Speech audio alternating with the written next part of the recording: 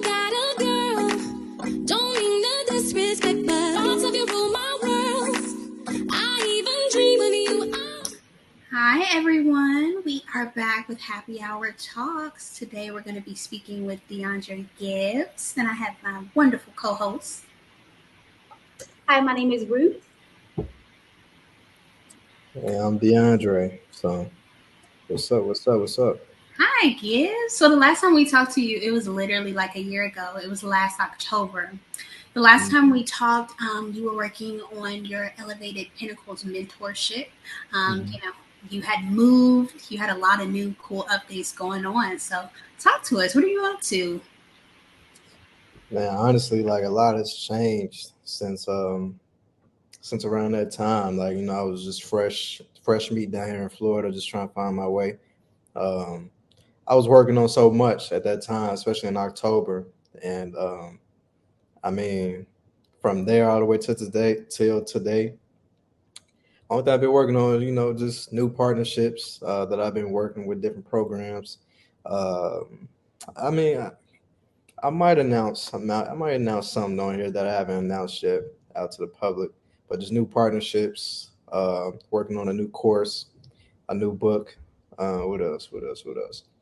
And just trying to just get laser focus for next year. So just been positioning myself for things just to get me right. Because I think like I'm just in that bag where just really in that mode in that bag where it's just like ain't too much normal stuff going on. So that's just kind of where I'm at with it. Something I've been working on. Got you. Talk to us about the creation of, just your mission and what you want to do, being financially literate. Like, did you just perhaps see something in your community to where you like, we need this? Or maybe you grew up watching someone in your family like, oh, I want to be like them. Like, where did this really come from? Honestly, I think like when I get asked that, it's actually a good question because ultimately when I get asked that, it's like it was something that was just instilled in me. I think when I was born, like I was just born with it, and like my mother would always say when I was a kid, like I always wanted to be rich. Like, I always want to be a millionaire, but I think I'm on a different type of level now where I want to be a billionaire. And honestly, it really started when I was young, like probably like my teenage years, and understanding like where I wanted to head to, but I didn't have that guidance. I didn't have that I guess that mentor, you know. And one of the sayings that I say now is like um, I'm becoming the person that I wish that I had when I was about 15, 16 years old. So I mean, like now I'm just trying to like instill the same, and I guess instill what I know now into people like that's like that age, about 15, 16, trying to find their way. But I mean, ultimately, the path that I took it at is financial literacy is important. I mean, not even just like the advanced part, but just the basics. And it's like just a constant cycle that they try to put. I ain't gonna say they, but that they want to try to put us in, to where it's just like it's too much consumerism and not too many producers, if that makes sense. So they don't teach that stuff for. I think me personally, I don't think they teach that stuff for a reason. So usually I just try to just be that mentor that people need and just know a little bit more, just to like, don't fall into the trap. I mean, you ain't gotta be no Elon Musk. You ain't gotta be like Bill Gates, but at least be aware and know like how to handle stuff like growing up, so you don't be 40 years old with a credit score of 500. You know what I mean? So that's just kind of like where I got the idea from, and it just ultimately just stems from when I was a kid, and then it's just like as I got older, it's just going to different levels for sure. So yeah. So realistically, you have to have money to make money. And as a 15-year-old kid, how do they approach it and say, "Hey, Gibbs, I want to, level up, be financially literate, but I don't have, a dollar to my name." So I mean, honestly, like everything starts me personally, like where I started with my mentorship with somebody. It's either like I got a 12-week program and I got a 6-week youth program. So ultimately, like it all starts with the inside of you first. Like if you telling me like you don't have a dollar to your name, let's start off with like, what are you passionate about? Because I mean, passion starts everything. Like, I'm pretty sure like you all, like y'all passionate about talking about just different things, which led to this podcast. You know what I'm saying? I don't think it's one day you guys just woke up and none of y'all was passionate about this, and it's just like, hey, let's just do a happy hour. You know, so it starts with your passions, and when you have that, when you're passionate about something, and you have somebody who is creative and can help, I guess more so generate those ideas for you to get your mind working, to where it's just like, okay, I think we can go about this, because with your passions you can build as many skills as you want. So if you was passionate about technology, there's so many avenues you can take with that. If you're passionate about talking, you can start a podcast. You can just be a motivational speaker. You know what I'm saying? So I mean, it practically is just like, it starts with that foundation, and that foundation is just what you're passionate about. But of course, you get people who say, I don't know what I'm passionate about. Then you got to start asking those questions where it's just like, what do you like? You're not going to tell me like, oh, I don't know what I like. There's something that you like.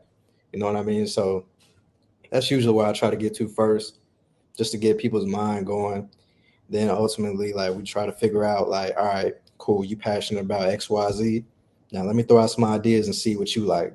Because I mean, everything's trial and error. So you can't really say that you don't like something if you ain't never tried it.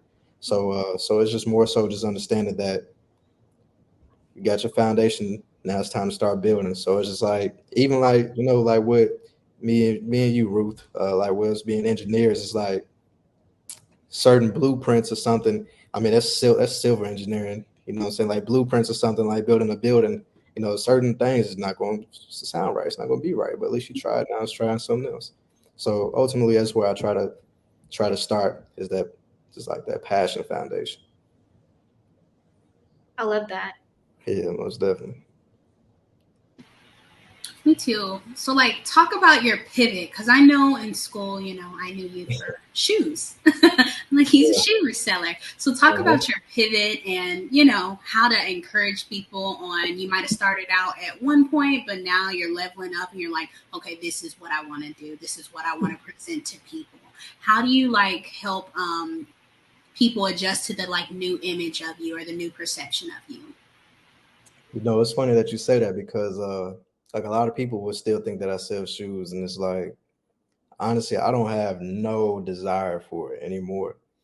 And honestly, when that happened, when that desire went away, it was my last semester of college.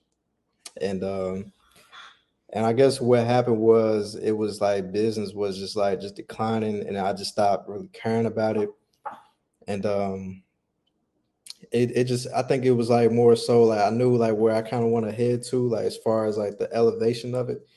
And it was like divine timing, the way I explained it, because I was about to graduate, and as I'm graduating, it's like I got a huge interest in like that financial side, and also like the technology side of things, instead of just shoes. So when I was explaining to people, it was just like, man, just a bum with kicks will be a forever thing. But at the same time, it's all about growth at the end of the day. So with us, like with me just doing that, it was just more so like it was just divine timing, and just making that pivot from selling shoes to now just teaching financial literacy and being a mentor. It was probably like the greatest thing that ever happened. And I mean, selling shoes is forever part of my story, but at the same time, it's just like, you can't do the same thing forever. So yeah. Do you think your audience from you selling shoes to has transferred to now your program? So does this mean like, do you still have your old customers, or how have you found people to join your program? Honestly, I think, me personally, people would need financial literacy before they need shoes. So, I mean, honestly, everybody's focus on things is different. I think my audience became bigger like once I started like with the mentorship instead of shoes. I mean, everybody knew me for shoes, cleaning shoes, reselling shoes, whatever. But I think people know me more now for like being the guy of like elevation. And I mean, you can still say like I was just a bum with kicks, you know what I'm saying? I ain't gonna be like, oh no, I ain't that. Cause I mean, like I said, like I started from that. But ultimately I feel like my audience like kind of like came conjoined in a little bit. But I mean, of course, like everybody's interest is different. You know what I'm saying? Like I still love shoes to this day, but that's just not my peak of interest. Where it's just like I'm trying to do that. But ultimately, I do think like my audience like kind of conjoined. Some people came together with it, but I feel like I got more exposure from like the financial literacy stuff. So yeah. Got you. You know, I definitely watch your TikToks and just try to tap into the information. And I was just thinking about my relationship with money, especially in college. You know, that was Mhm. for me the first instance of getting like a big check in my refund check. And I Yeah. remember we used to have to do like required events. So I would like schedule meetings with Money Cats at UK. This is Mhm. like the financial advisors. They can kind of help Yeah. talk to you about your relationship with money and your bills and managing your money. But, you know, I just remembered back then having someone who was more like a peer who I can relate to and, you know, talk to about money and how to make it and how to spend it more properly, you know. So maybe talk to me a little bit about with your mentorship, what you're going to be providing. So what we do, well, I'm not gonna say we because it's just me, but ultimately, like what we do is we don't try to focus on just money. You know, we try to focus on every sector of just elevation. Like when I named the elevated pinnacles, it was more so like okay, you can go up to a certain point in your life. It can be with money, it can be with whatever, but you don't allow that to be your ceiling. So what the meaning behind like the elevated pinnacles keep on going higher and higher and higher and higher until you no longer are here no more. So when I say that, it's for every single aspect of your life. So you can be a millionaire, you can be a billionaire, a trillionaire, but what does that money mean if you're not happy? You know, like we see some celebrities or some famous people that has passed away from self-inflicted actions, you know, like Robin Williams. I can't really name too many off the top of my head, but like when I think about him, you know, like he was crying in the inside. So I mean, all the money in the world ain't gonna really make you happy, you know. So for what I teach is like I do like a breakdown of like what I believe is the new financial system, but also I want to know where you at spiritually, mentally, physically. So we work on that. Then I mean, if we come back to the investing side, okay, cool. But now I'm still gonna do those check-ins to where like what's your daily routines? Like, do you feel burnt out? Like have you had a break? Like do you feel like you able to keep on going? I mean, if you need a break, let's take a break. You know, so I mean, because there's nothing wrong with it, but at the same time, when you're not happy while you're on your journey, like you're not gonna give the proper performance for it.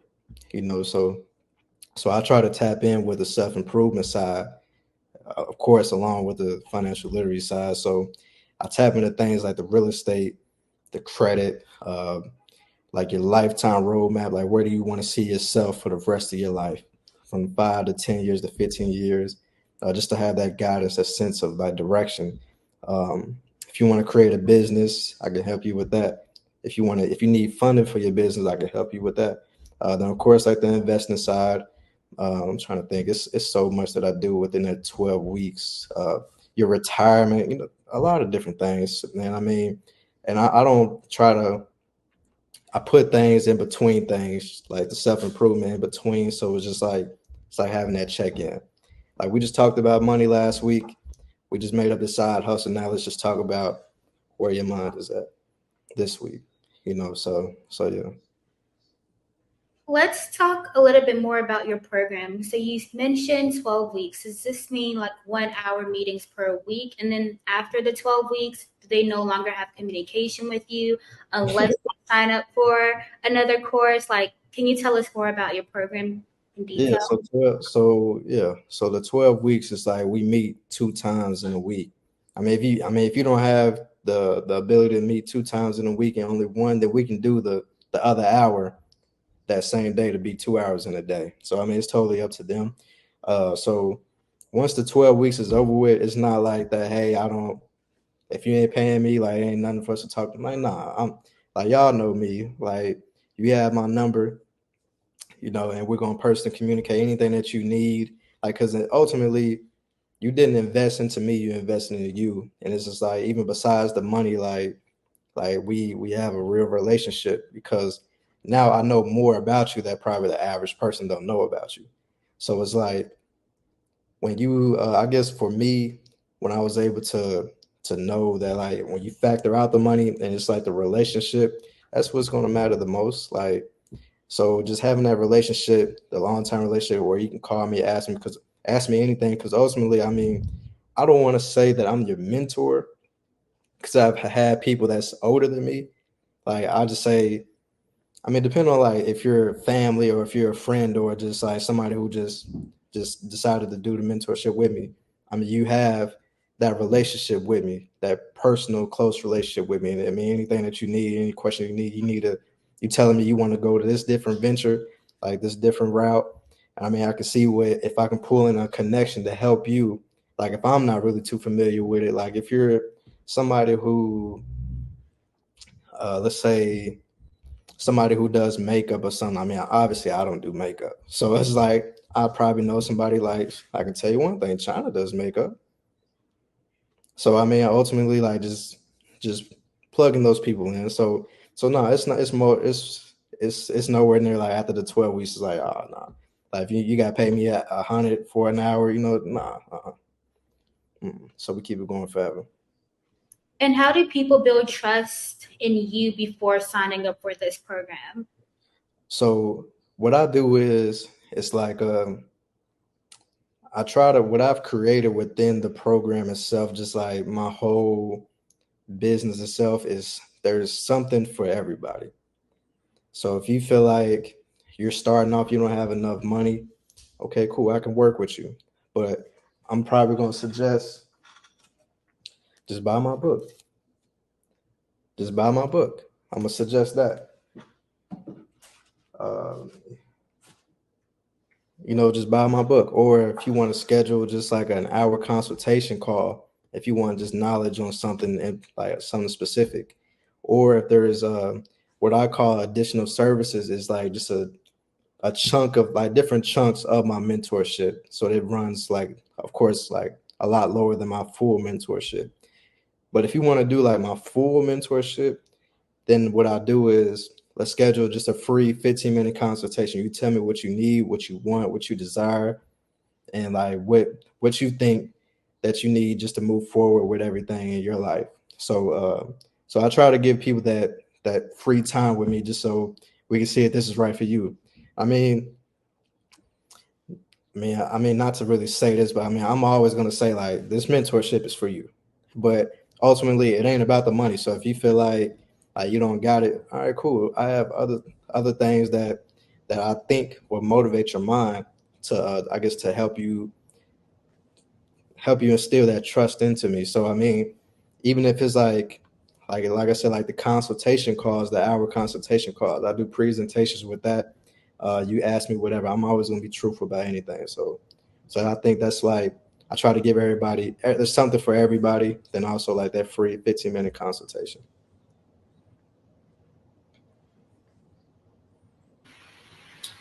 So let's talk about your book from volume 1 to volume 2. How old were you when you wrote your first book? So this is 2019.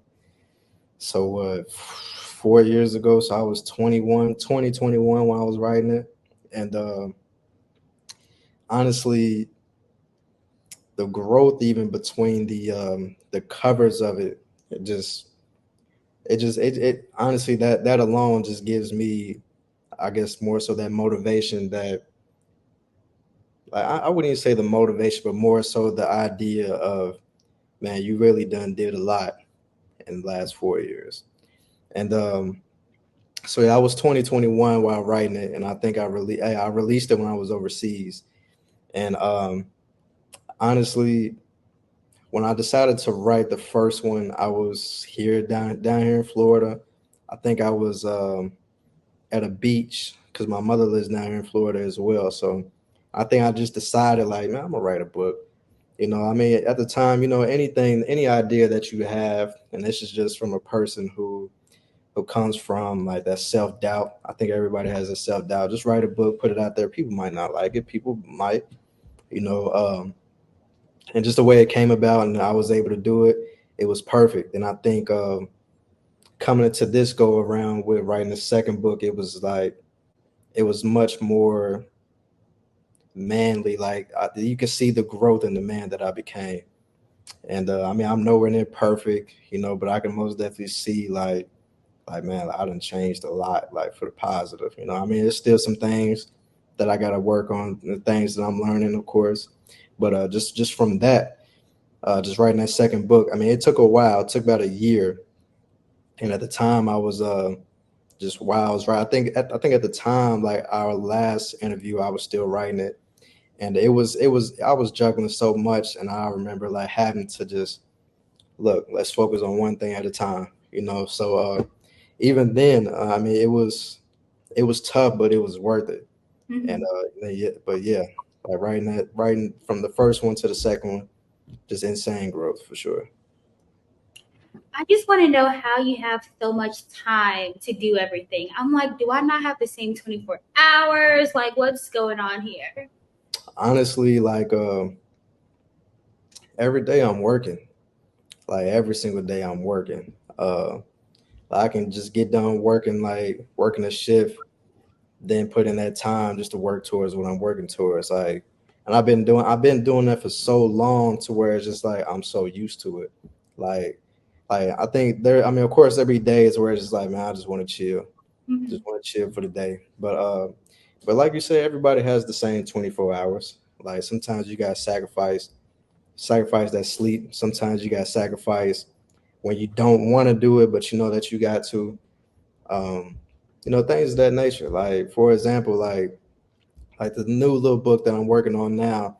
I told myself I'll be done with the rough draft by the end of tomorrow. Mm, I'm not gonna be done with that rough draft by the end of tomorrow. okay.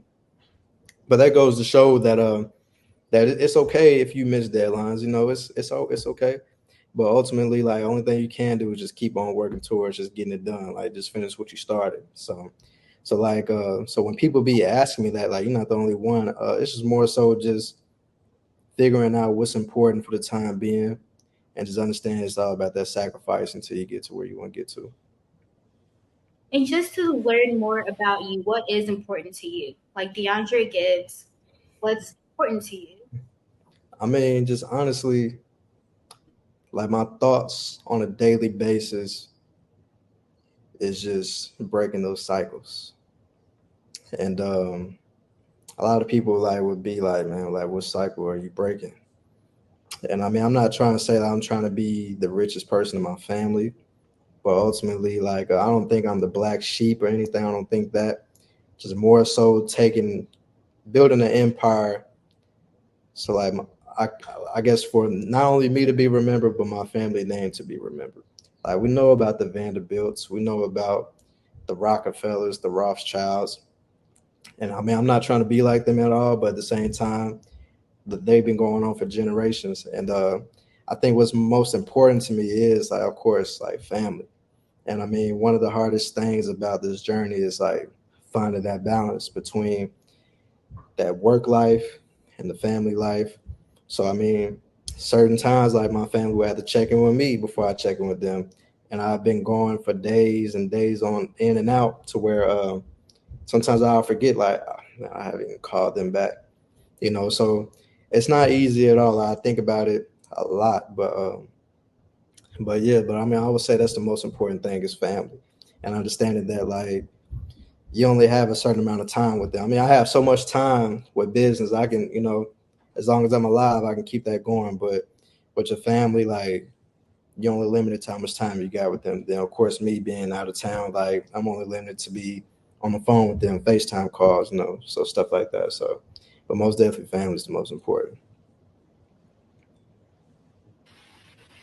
Gotcha. So you are a bona fide entrepreneur. You're an author. You still working a 9 to 5. Like, what's next for you? What's next for you? Where do you see yourself in a year, in 5 In a years? year, oh man. So like next year, I mean, honestly, like I said at the beginning, I'm just in that mode where it's just like I gotta take that leap of faith and just get to that next level. So I'm not saying like anytime soon, but kind of soon. Like I'm like planning on trying to move away from like the 9 to 5 life and taking that leap of faith with business, because ultimately, like I said, I have like partnerships that are like pending partnerships that it's all about signing, inking the deal, and like we're good with, you know, stuff like that. And also, I've been like doing my thing on the real estate side as well. So ultimately, I'm just following like that lifetime roadmap that I got. And I mean, honestly, where I'm at with it now is I don't want Elevated Pinnacles just to be a mentorship. I have a plan to where I wanted to, like where I really wanted to get to. I don't want to kind of put it out there just yet. I don't want to spoil anything, but I'm kind of like looking into like taking it to like a higher, I guess a higher stage as far as financially, you know. So I had to get like different licensings, things of that nature. So really, like in the next year, just getting that taken care of to where it's just like it ain't about just mentoring. It's about like a whole deeper bag of just like maybe like an investment firm, So like I know you guys people like you see like the Shark Tanks and stuff like that. So I'm working towards something like that. I mean, I haven't quite yet like built a team, but I'm thinking about trying to build a team to do something of that nature. So like within the next year, I mean honestly, just crazy growth. Like I said, like I reached one pinnacle, but it's like I'm never too satisfied. But also I'm very appreciative of where I'm at. But it's just like just getting to that next level, because sometimes I'll be forgetting who I am until I get reminded. It's from my peers and and really my family as well, because I mean they understand what's going on, and I'm just like, man, let me just hop into my bag and show people like what next can I do. So yeah.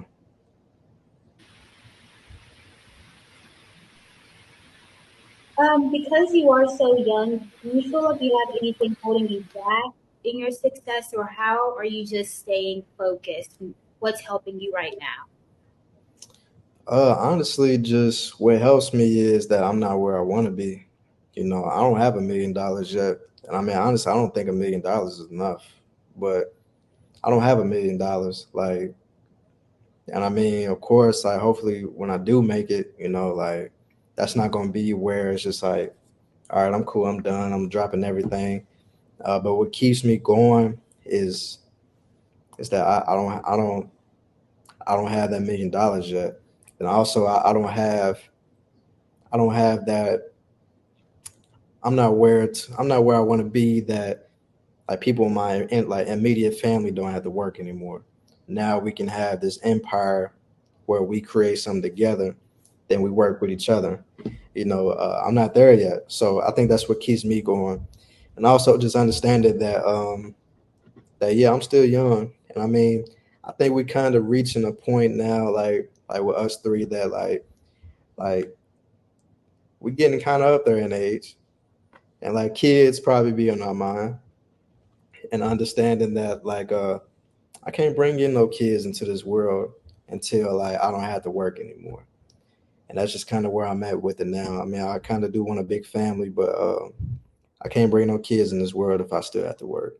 So that's something that I also think about as well, because I mean, it's just that time, and just things like that. So I just try to just think about that, and what keeps me also going is just I'm in love with the journey. Like I'm in love like with that process of the journey of getting to where I want to get to. So, and I mean, sometimes when I look back at everything that I went through, just even with college, like if I would have stopped and just gave up, like where would I have been at in life? So that's what keeps me going for sure. Like those couple things right there. Well, I love it. It truly is a journey. I love that you keep that in mind. That even with pinnacles and peaks that you meet, like you still have things that you need to keep on doing. So I'm super proud of you. I want you to remember that. I reached out to you. What was it, like 2 years ago to interview you because I'm like thinking about the people that I know that have their own business and are business minded and true entrepreneurs. I'm like, oh, we gotta have Gibbs. This is like the Right. symbol of what it means for me. Definitely a role model. I appreciate that. For real. Yes, for sure. Well, one thing I have to commend you on, you hold your word with everything. When you say you're going to do something, you actually do it like a year from now. And I'm like, oh my gosh, like you say you're going to move, you moved. Starting your elevated pinnacles, you did it. Your book, you did it. I'm just actually amazed. So props to you on that. No, I appreciate that for real. I'm not gonna lie, I'm not perfect at all. Like sometimes I might not hold my word. Sometimes it might take me longer than what I expected to be. I'm not gonna lie, I'm still learning. Um, but ultimately, if I say I'm gonna do something, like I'm for sure gonna get it done. But yeah, I don't want people to think like, hey, I'm just this perfect guy. Like I'm still learning. I ain't gonna lie. But if I say I'm gonna do something and I do it and I start it, I'm gonna finish it. So, but I appreciate that for sure. Sure. Well, we are super proud of you. Eager to see what you got next. We're always on the lookout, but tell us where to find you. Tell us what we need to be looking out for. Yeah, I mean, my Instagram been the same. It ain't gonna never change. It's been the same since high school. King underscore Gibbs 23. That's on Instagram. And if you want to follow my business page, it's just Elevated Pinnacles. Even on TikTok as well. Because now like I think my TikTok is kind of gaining that traction. I think I'll be sending my TikToks to China, man. She be reposting it. I'll be appreciating that. Like one of my TikToks actually kind of blew up, like 500,000 views. So yeah, I saw that. yeah, crazy. So yeah, you can just find me on there. Like anybody can contact me about anything, partnerships, just even just a simple relationship. Like my number's still the same since middle school. I always give my numbers to people. If we got to chat about something, we got to chat about something. I love that. Well, again, you know where to find us. Hopefully, we have another interview to see what you're up to next year. But you're always welcome to join us anytime that you like. Most definitely, I appreciate y'all. It's love every time, and like even with y'all, like y'all's growth is insane. Like I've been on China since what you came to Central about what sophomore year, It was junior year. junior year. I've been on China so a long time from now. Ruth, I've been knowing Ruth for a while now. Like we all started. Like where we was at where I met you all. So I mean, not only is my growth just monumental to watch, y'all's growth is monumental to watch as well. So I'm proud of y'all. And I hope y'all keep doing y'all's thing.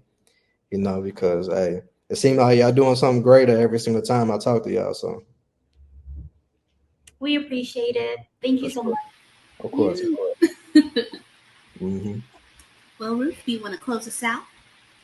Yeah, so we are officially back. Thank you all for joining into our first episode back after our summer break. But we will talk to you all in our next episode. Thank you. Bye.